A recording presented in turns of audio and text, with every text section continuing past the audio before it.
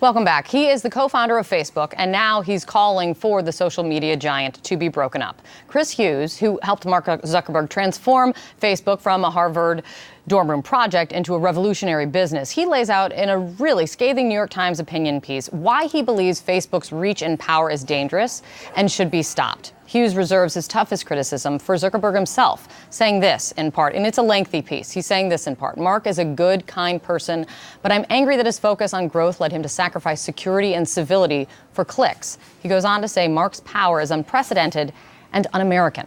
Now, Facebook is now pushing back today. A spokesman saying this in a statement I'll read for you. Facebook accepts that with success comes accountability, but you don't enforce accountability by calling for the breakup of a successful American company. Let's find out. Joining me right now is Facebook co-founder Chris Hughes. Chris, thank you so much for being here. Thanks for having me. It's a real exhaustive analysis of, and you not too exhaustive. No, that's not what I meant. That you've clearly, I was struck by you clearly.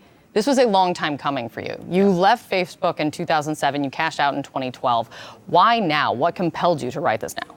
Well, I think like a lot of other Americans, I marveled at Facebook's growth and, like as you said, sold my shares in 2012. But then for several years following that was just so impressed by the direction of the company. Then in 2016, with the rise of Donald Trump and then following in international locations too, a sense that the platform might be leading to provoking nationalist conversations, and then there was the Cambridge Analytica scandal, and now every month there seems like there's another scandal after another, and so I began to go on this journey of thinking about, I work on economic issues all day, and I work on things that have to do with antitrust, and I said, well, how can this be stopped? And I have come to the conclusion that a competitive market is the way to hold Mark and Facebook accountable. Right now, they are not accountable because they don't have competitors. They're not accountable to a board. Mark controls 60% of the voting shares, and they're not really that accountable to government yet.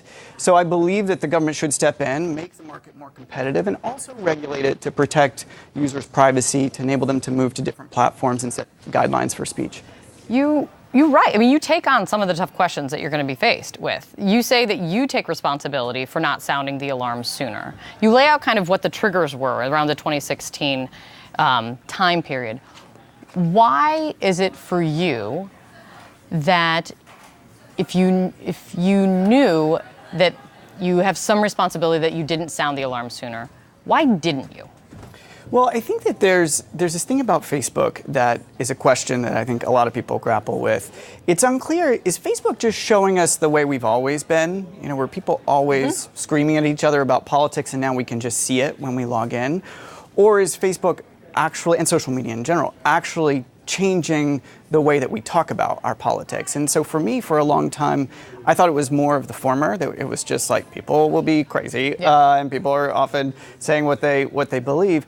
And over time, I've come to believe that Facebook is actually contributing to that. What I know is that there are algorithms, rules essentially, that are programmed to show certain things in newsfeed and other things. Now, I'm on the patent for newsfeed, so it's a very complex thing, but those rules are set by humans.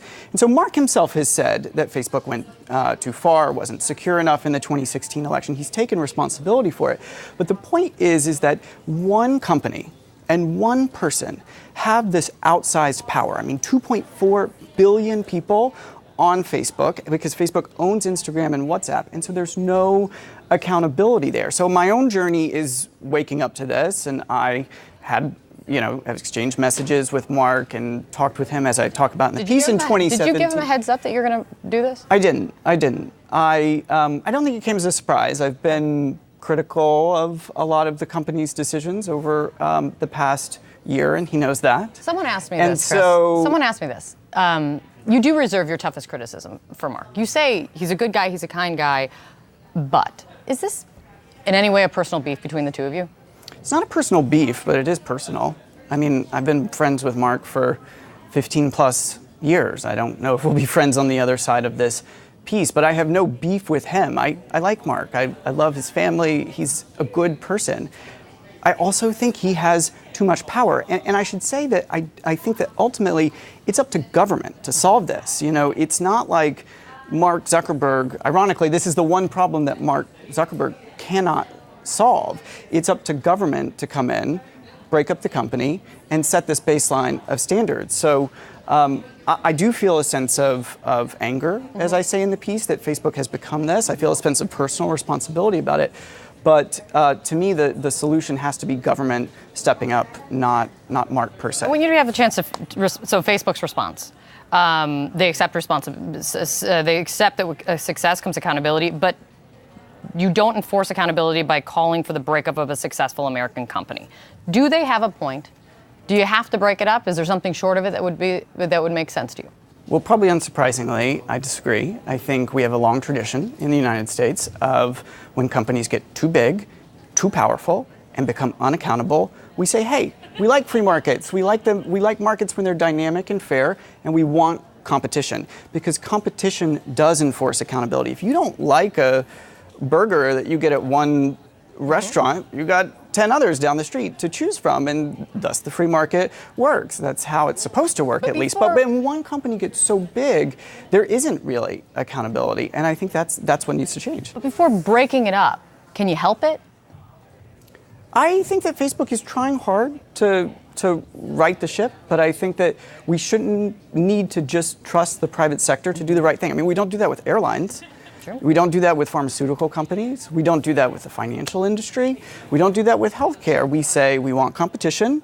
We understand that dynamic markets are a good thing, but we want to also ensure that there's a baseline level of protection. And the fact that we haven't gotten there with digital companies, I think, is just a testament to how quickly not just Facebook, but Google, Amazon, Apple, all of them have grown. I haven't even thought of this until now. Do you think that Facebook can change? Facebook can be fixed with Mark Zuckerberg still at the helm? You don't address it in your piece. Do you think Mark needs to go? Yeah, I mean, some people have asked me that exact question, should he resign? I think that, well, he said that more or less, I created this mess, I'm gonna fix it. But I think we also need to take a step back and understand, let's say he did step down.